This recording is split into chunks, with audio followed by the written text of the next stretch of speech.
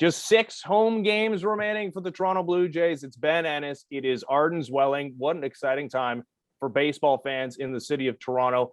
Arden, with these 6 games to go, the off day on Monday, how are the Blue Jays going to organize the rotation?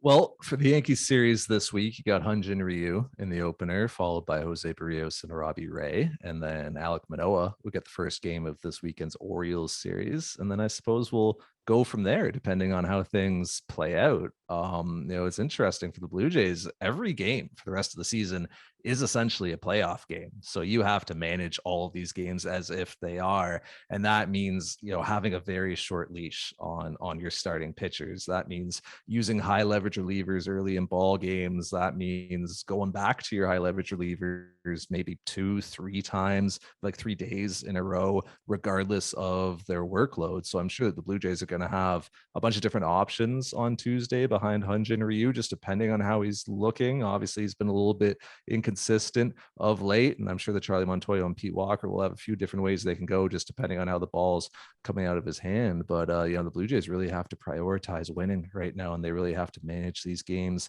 as if it is a divisional series. It almost is like a little 3-game mini series with the Yankees this week. The Blue Jays really need to win at least 2 of them. This is a different looking Yankees team than the one the Blue Jays took 4 straight from in the Bronx at Yankee Stadium. They just won 3 in a row at Fenway Park against their rivals, the Red Sox. If you're the Blue Jays and you have the choice between the Red Sox and Yankees in a 1-game playoff, who are you choosing?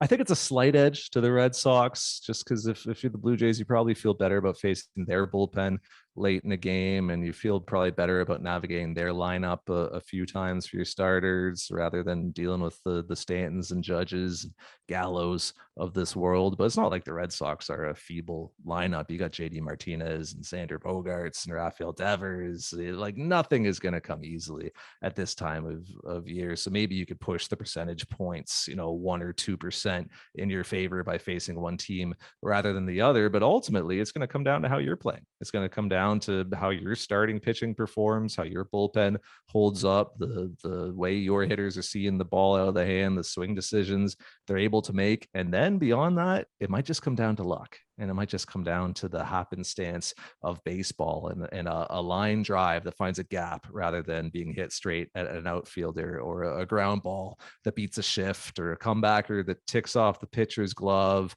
human error from umpires behind the plate. I mean, we've all seen it a million times. Those are the things that can really sort of push the margins in a meaningful way in one game of baseball. It's 9 innings. So no matter whether you get Boston or New York, I don't know if you feel super confident either way. I think you just try to play your best ball and hope for the best results. You said it. These 3 games are going to be like a playoff series between the Blue Jays and Yankees at Rogers Center. The Blue Jays have been a very good team at Rogers Center since they returned home to Toronto. And the crowd size is doubling to 30,000 fans, Arden. What do you think the impact could be on this team? I mean, I think the atmosphere will be electric. I think the players will all be invigorated by it. You think about it, the last time that many people were at Rogers Center for a ball game was August 2019. That is 25 months ago. We've had 2 federal elections since that happened. It's been a very long time. So I think that getting that energy and atmosphere back at the ballpark is a pretty great thing. And hey, with this series and what's on the line and the stakes, it couldn't line up any better. Like, I'm sure Blue Jays fans are pretty starved right now. They turn out for a lousy team, but it isn't a lousy team. It's a good team. It's a young team. It's an exciting team. It's a team with MVP candidates and maybe a Cy Young winner. And you're playing the New York Yankees, who is never a team that's hard to get up for, but you just so happen to be chasing them in a very competitive wild card race. So, I don't know if it'll be 15-16 with 50,000 people shaking the building to its studs. But considering everything that's happened over the last couple of years, I think it's going to be pretty sweet to have that crowd at Rogers Center. It doesn't get much better than this. Arden, thanks, buddy. Thanks, Ben.